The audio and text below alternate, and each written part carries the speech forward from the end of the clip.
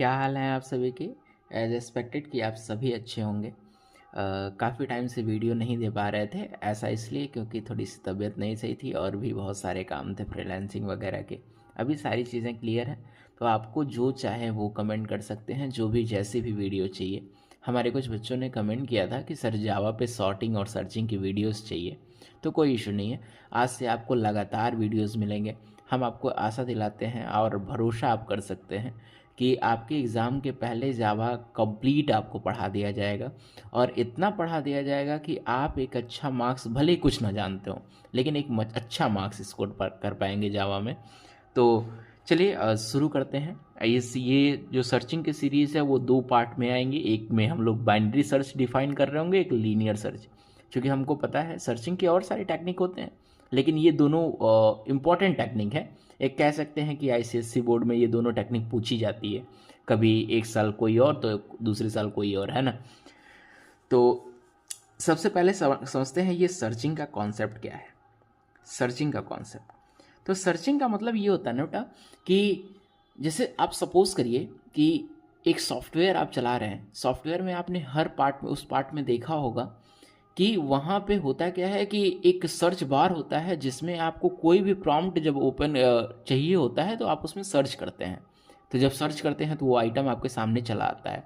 होता ये है कि जब आप सर्चिंग अप्लाई करते हैं ना उस पर, तो अगर वो कोडर जो है, जो सॉफ्टवेयर को बनाया हुआ है, अगर वो लीनियर सर्च अप्लाई किया हुआ है तो होता क्या है कि सॉफ्टवेयर के डेटाबेस से एक एक आइटम को मैच किया जाता है, और जब वो आइटम मैच कर जाता है तो वो हमारे सामने आ जाता है। अगर वो गलती से आइटम नहीं मैच कर पाता है तो हमारे सामने लिख के आता है कि ये चीज़ें अवेलेबल नहीं है, चाहे वो आईडी हो या फिर कोई भी ऐसा आइटम जो आप सर्च कर रहे हैं। तो वो चीज़ें कैसे अप्लाई करी जाती हैं, कैसे क्या किया जाता है, ये सारी चीज़ें सीखने वाले हैं। साथ ही साथ हम लोगों का लेवल उस तरह का होगा कि अगर सपोज करिए आप एक कोडर हैं, आप एक सॉफ्टवेयर इंजीनियर हैं, तो भी आप अपने कोड में ये सर्चिंग अप्लाई कर सकते हैं। ठीक है, तो सबसे पहले इस सर्चिंग को तो समझ चुके हैं कि कोई भी ऐसी जगह, ऐसे सॉफ्टवेयर में जब हमको सर्चिंग अप्लाई करना होता है तो इसका यूज़ करते हैं।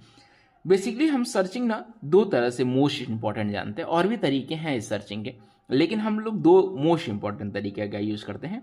एक लीनियर सर्च होता है और एक को हम लोग कहते हैं बाइनरी सर्च।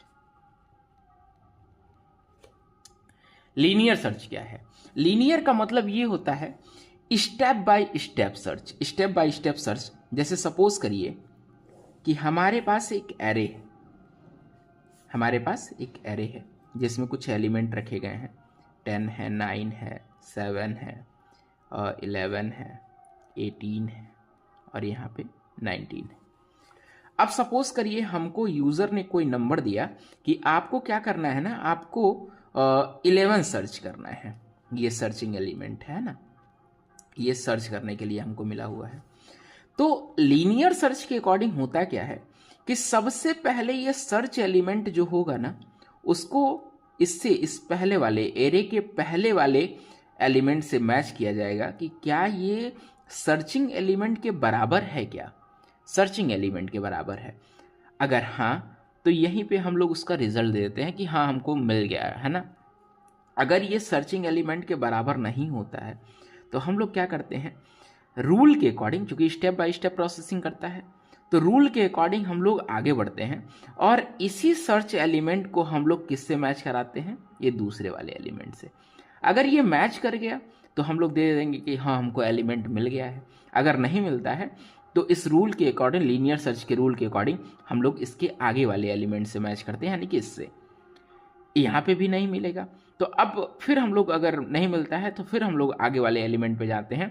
तो जब सर्च करते हैं तो यहाँ पे सर्चिंग एलिमेंट हमारा 11 था, और हमारे एरे में भी जो एलिमेंट अगर हमको 11 मिल जाता है तो जाहिर सी बात है हम लोग ये कह रहे होंगे कि हाँ जिस एलिमेंट को हम सर्च कर रहे थे वो हमको पर्टिकुलर वे में मिल चुका है और अब हमारी सर्चिंग कंप्लीट हो गई है।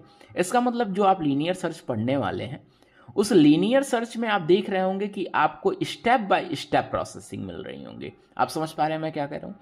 स्टेप बाय स्टेप सर्चिंग का मतलब ये हो गया कि आपको कोई एलिमेंट मिलेगा, उस एलिमेंट को आप एरे में रखे गए हर एलिमेंट से मैच कराएंगे। Step by step. और अगर वो एलिमेंट मिल जाता है तो आप ये मानेंगे कि आपकी सर्चिंग कंप्लीट हो गई। अगर वो एलिमेंट आपको नहीं मिलता है तो आपको बता देना है, मैसेज कर देना है अपने यूज़र को कि देखो भाई हमारे पास एलिमेंट ये नहीं है, जैसा कि इंस्टाग्राम और बाकी सॉफ्टवेयर करते हैं। इंस्टाग्राम का नाम लिया मतलब कोई भी सॉफ्टवेयर करता है बेसिकली, है ना। अब ये कॉन्सेप्ट तो हमको समझ में आ गया कि लीनियर सर्च का कॉन्सेप्ट क्या है। अब हम लोग सीखते हैं ना कि इसकी कोडिंग कैसे करी जाती है। मतलब बेसिकली अगर हम लोग जावा में इसका कोड लिखना चाहें तो हम लोग कैसे लिखेंगे। तो कोड लिखने के लिए हमको सब एक बार फिर फंडे को समझते हैं कि हमको ना सर्चिंग यहाँ से स्टार्ट करनी है और यहाँ पे ख़त्म करनी है। तो एरे का कॉन्सेप्ट क्या कहता है? एरे का कॉन्सेप्ट ये कहता है कि देख भाई कि एक एरे में जितने भी एलिमेंट होंगी उनकी एक पोजीशन होंगी।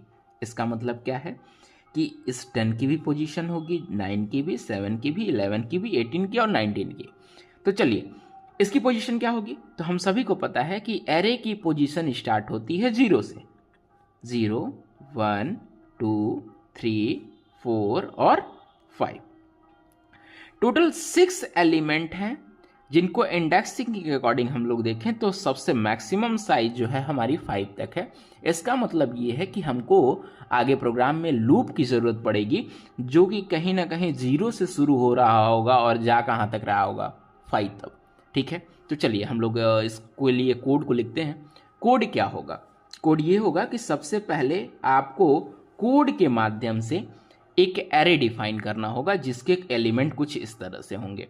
तो अब जानते हैं कि एरे कैसे डिफाइन किया जाता है। अगर आप नहीं जानते हैं तो हम आपको आने वाली वीडियोस में हम आपको सब कुछ पढ़ाने वाले, और यकीन माने कि सब कुछ बहुत बेहतर जाएगा, है ना। तो एरे को डिफाइन करने के लिए बेसिकली हम लोग करते क्या हैं, लिखते हैं एक डेटा टाइप। डेटा टाइप ये डिफाइन करता है कि हमारे एरे में जो एलिमेंट होगा वो किस तरह का होगा, है ना। अब एरे के लिए एरे का सिंबल लगाते हैं, वेरिएबल नेम, एरे वेरिएबल, उसका सिंबल। उसके बाद हम लोग कर क्या रहे होते हैं, उस एलिमेंट को पर्टिकुलर डिफाइन कर देते हैं जिन एलिमेंट को हम लेना चाहते हैं। तो सपोज करिए हमारे पास एलिमेंट है 10, 9, 7, 11 और 18 और 19।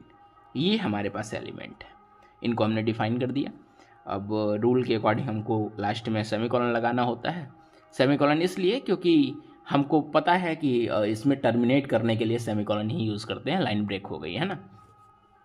उसके बाद ये तो हमने एरे डिफाइन कर दिया और जिसमें हम लोगों को एलिमेंट ढूंढना है। अब हमको उस एलिमेंट की ज़रूरत है जिस एलिमेंट को ढूंढना है। अब या तो ये यूज़र इनपुट कराएं, अगर यूज़र इनपुट नहीं है तो जाहिर सी बात है हमको प्रोग्राम में ही उसका इनपुट लेना पड़ेगा अपने सोर्स कोड लिखते टाइम पे, है ना।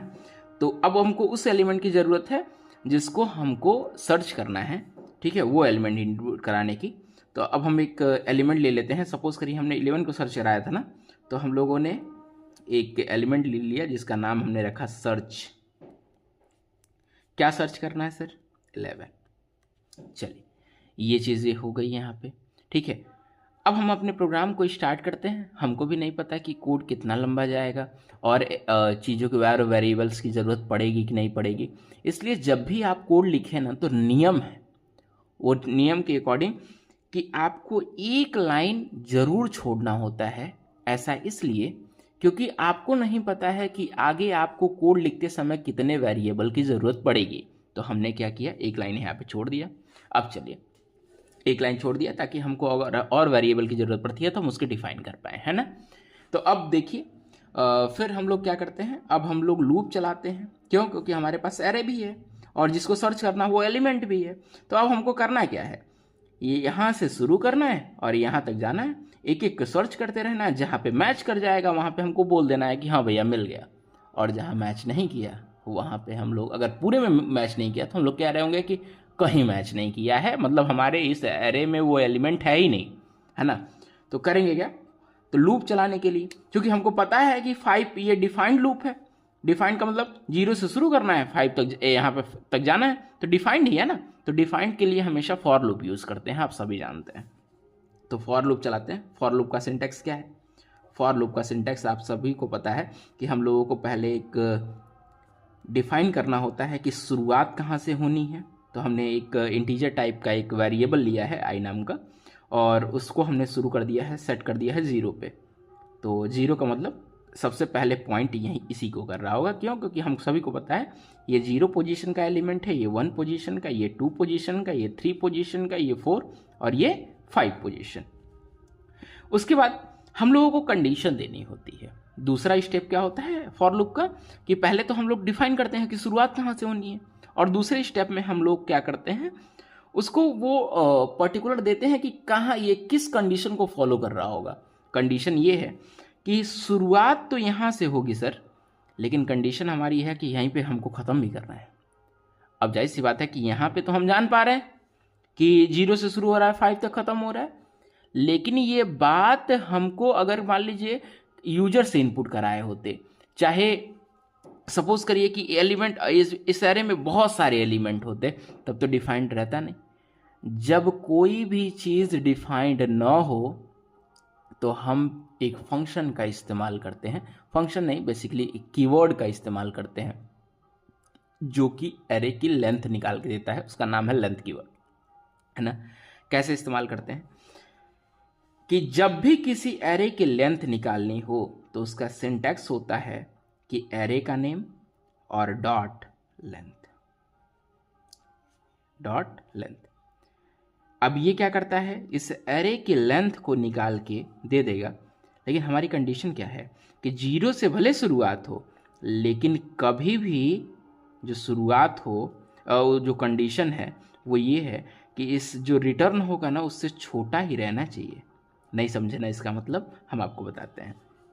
जैसे लेंथ का काम क्या है कि वो क्या करेगा, इस एरे की लेंथ को निकाल के रिटर्न करेगा। तो एरे की लेंथ क्या है, लेंथ और इंडेक्सिंग दो अलग अलग बातें हैं। इंडेक्स का मतलब पोजीशन, एलिमेंट की जगह कौन सी है, और लेंथ का मतलब होता है कि उसमें कितने एलिमेंट हैं। जैसे इसमें 1 2 3 4 5 6 एलिमेंट है। इंडेक्स मत देखिए, इंडेक्स 0 से शुरू हो रहा है, ध्यान दीजिएगा। और जब भी एलिमेंट काउंट किए जाते हैं तो 1 से काउंट किए जाते हैं। इसमें टोटल 6 एलिमेंट है, लेकिन हमको चलना तो 5 तक है ना सर। तो हम लोग क्या किए हुए हैं कि आई भले 0 से शुरू हो, लेकिन ख़त्म कहाँ होगा कि एरे की इसकी लेंथ कितनी है 6, इसका मतलब 5 पे ख़त्म हो जाएगा। चलिए आगे बढ़ते हैं। तीसरे स्टेप में हम लोगों को क्या करना होता है, अपने चीज़ों को थोड़ा सा आगे बढ़ाना होता है, i++ करना होता है, ठीक है। उसके बाद चलिए ठीक है। अब हमारा अगला काम क्या है कि हम लोगों को मैच कराना है कि अगर i का 0 पोजीशन मतलब 10, अगर वो हमारे सर्च एलिमेंट से मैच कर गया, तो पहला लूप तो यही कहता है ना, पहली बार लूप चलेगा तो यही कहेगा अगर हमारा सर्च एलिमेंट जो है i का 0 पोजीशन अगर हमारे सर्च एलिमेंट से मैच कर गया, तो इसका मतलब हम क्या मान रहे होंगे, इसका मतलब हमको एलिमेंट मिल गया, नहीं तो हम लूप को आगे बढ़ाएंगे, है ना। तो हम लोग लिखते हैं क्या लिखते हैं, इफ ए का i पोजीशन, मतलब पहली बार में लूप की वैल्यू 0 है तो इसका मतलब 0 पोजीशन इज इक्वल सर्च, मतलब अगर सर्च से मैच कर गया तो होगा क्या, होगा ये कि वैल्यू फाउंड हो गई, और नहीं तो इल्स का केस रन होगा। इल्स का केस मतलब नॉर्मली भाषा में हम लोग क्या क्या लिख रहे होंगे कि अगर मैच कर गया तो हम लोग लिख रहे होंगे SOPLN। आप लोग जब एग्ज़ाम में लिखिएगा ना तो SOPLN मत लिख दीजिएगा, उसका पूरा नाम होता है system.out.println। अच्छा, ये system.out.println क्यों कहते हैं ये जानते हैं आप? चलिए, अगर जानते हैं तो ठीक है, बहुत अच्छी बात है। अगर नहीं जानते हैं, ठीक है, तो वीडियोस आती रहेंगी जिसमें आपको पता चलेगा system.out क्यों लिखते हैं। println तो जानते ही हैं आप कि लाइन चेंज करने के लिए, प्रिंट करने के लिए होता है ना। system.out का मतलब बताएंगे, एक एक चीज़ का मतलब बताएंगे, ठीक है। आप बिल्कुल परेशान ना हो, ठीक है। SOPLN। उसके बाद हम लोगों को क्या करना होता है, उसके बाद हम लोगों को करना ये होता है कि वैल्यू फाउंड हो गई, वैल्यू फाउंड, और नहीं तो एल्स का केस देते हैं, else else value not found, SOPLN value not found. हो गया सर्चिंग कंप्लीट है। एक में वैल्यू फाउंड हो गई या दूसरे में वैल्यू नॉट फाउंड। लेकिन अगर थोड़ा सा दिमाग लगा के सोचे ना, तो हमको एक बात समझ में आएगी। वो बात ये है कि एक बात बताइए हमको कि अगर सपोज करिए कि इतना सर्चिंग कंप्लीट हो गया है ना, सर्च हो जाएगा अब, ठीक है, जहाँ पे वैल्यू एलिमेंट मिल जाएगा वहाँ पे वैल्यू फाउंड हो जाएगी, नहीं जहाँ नहीं मिलेगा वहाँ वैल्यू नॉट फाउंड। लेकिन मैटर ये है ना कि ये कंप्लीट है, लेकिन हम आपको एक एरर बताते हैं इसका। ये कोई कंपाइल टाइम एरर नहीं है, ये रन टाइम एरर है। रन टाइम एरर ये है कि सपोज करिए पहली बार जब ये सर्चिंग आया, तो पहली बार जब लूप चला तो 0 पोजीशन पे तो एलिमेंट मिलेगा नहीं, तो इसका मतलब क्या होगा, ये इफ़ वाला तो प्रिंट होगा नहीं। इसका मतलब क्या प्रिंट होगा, ये वाला प्रिंट होगा, ये वाला प्रिंट होगा, वैल्यू नॉट फाउंड। चलिए दोबारा लूप चला तो यहाँ पे गया 1 पोजीशन पे भी नहीं मिला, तो इसका मतलब वैल्यू फाउंड तो प्रिंट होगा नहीं। क्या प्रिंट होगा, वैल्यू नॉट फाउंड। फिर तीसरी बार लूप चला, तो फिर चलना तो उसको लास्ट तक है क्योंकि कंडीशन हम लोग ये दिए हैं, ठीक है। तो तीसरी बार लूप चला तो ये तो प्रिंट होगा नहीं, तो प्रिंट क्या होगा, वैल्यू नॉट फाउंड। चलिए चौथी बार में मिल गया, यानी कि वैल्यू फाउंड हो गई, तो क्या प्रिंट हो जाएगा, वैल्यू फाउंड। फिर पांचवी बार चलेगा क्योंकि ब्रेक तो लगा नहीं ना, तो फिर पांचवी बार चलेगा और यहाँ पे क्या कह रहा होगा, वैल्यू नॉट फाउंड। इसका मतलब कई बार वैल्यू फाउंड फाउंड फाउंड, कई बार नॉट फाउंड नॉट फाउंड, मतलब ऐसा ही कुछ आ रहा रहेगा। लेकिन जनरल केस में होता क्या है कंप्यूटर वगैरह में, आप जब सर्च करते हैं किसी सॉफ्टवेयर में, तो अगर मिल जाता है तो वो वैल्यू रिटर्न हो जाती है, मतलब मिल जाता है तो हाँ पता चल जाता है कि वैल्यू फाउंड हो गई, और नहीं मिलता है तो डायरेक्ट लिख के आता है नॉट फाउंड। यहाँ पे तो केस उल्टा है, कई बार लिख के आ रहा है, जितनी बार सर्च हो रहा है उतनी बार लिख के आ रहा है। इसका सोल्यूशन क्या है, इसका सोल्यूशन ये है सर कि आप कुछ ऐसा कर लें कि उसका सीरीज हुई प्रोग्राम में न हो। मतलब जैसे होता क्या है ना कि एक एलिमेंट बना लेते हैं, एक वेरिएबल बना लेते हैं। ये वेरिएबल क्या होगा, वेरिएबल का कुछ अलग केस रख देते हैं, जैसे ऐसा केस रख देते हैं जो किसी भी तरह से प्रोग्राम में एग्जिस्ट ना करता हो, उसकी वैल्यू मतलब लिख देते हैं। एक ले लेते हैं सी नाम का, उसका वैल्यू रख देते हैं -1।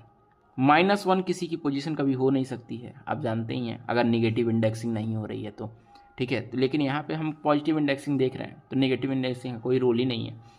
तो हम लोग क्या कर देते हैं, ये -1 है।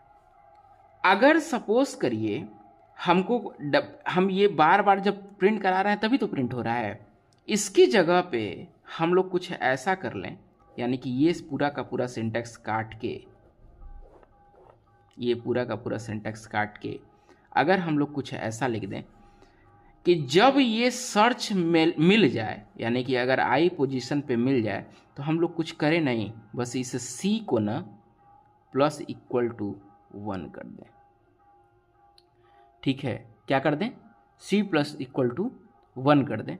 या फिर आप क्या कर लें, इसकी जगह पे आप दूसरे भी यूज़ कर सकते हैं कि c में ना उसका पोजीशन डाल दें, कि जो भी है जहाँ पे भी मिला है, मतलब i का पोजीशन होगा ना एक, उस i को डाल दें। इसका फ़ायदा क्या होगा, इसका फ़ायदा ये होगा कि जब एलिमेंट मिल जाएगा तो इस c की वैल्यू -1 तो नहीं रह जाएगी, या तो प्लस हो जाएगी यानी कि 0 हो जाएगी, या फिर उसमें i की वो पोजीशन चली जाएगी, यानी कि उस एलिमेंट का वो पोजीशन चला जाएगा जो इस c में जाके स्टोर हो जाएगा। आप बात समझ पा रहे हैं क्या, मतलब हम लोगों ने एक ऐसा, आप कुछ भी रख दीजिए, अपना नाम रख दीजिए, बल्कि है ना, अपना नाम रख दीजिए कि c मान लीजिए मेरा नाम सम्राट है तो मैं सम्राट लिख दूँ, c सम्राट। आज जब हम कंडीशन क्या लगाए हैं कि जब सर्च हो जाएगी तो उसमें हम आई की वैल्यू डाल देंगे, तो सम्राट को हटा देगा, आई की वैल्यू डाल देगा। अब हमको पता करना है कि मिला कि नहीं मिला, हमारा मेन केस तो मिलना ना मिलना है, तो हम लोग ऐसे कुछ कोड लिख देंगे कि इफ़ फिर लूप से बाहर आके, मतलब लूप हमने पूरा बंद कर दिया है, यहाँ पे एक लूप बंद, दूसरा बंद, ठीक है। लूप से बाहर आके हम ऐसे सर्च कर लेंगे, इफ अगर अभी भी c इक्वल क्या है, -1, c इक्वल -1, तो क्या, तो प्रिंट कर दीजिए ESOPLN वैल्यू नॉट फाउंड। मतलब ये कि यहाँ पे बदलाव तब ना होगा जब वैल्यू फाउंड हो जाएगी। अगर मान वैल्यू फाउंड हुई ही नहीं तो इसका मतलब ये केस रन होगा ही नहीं, तो अभी तक c की वैल्यू -1 ही रह जाएगी। अगर मिल गया होगा तो उसका में बदलाव हो गया होगा। तो इसी यही चेक किया गया है कि अगर अभी तक c इक्वल -1 है तो इसका मतलब वैल्यू नहीं फाउंड हुई, और अगर मिल गया होगा तो हम लोग ऐसे एल्स का केस लगा देंगे, SOPLN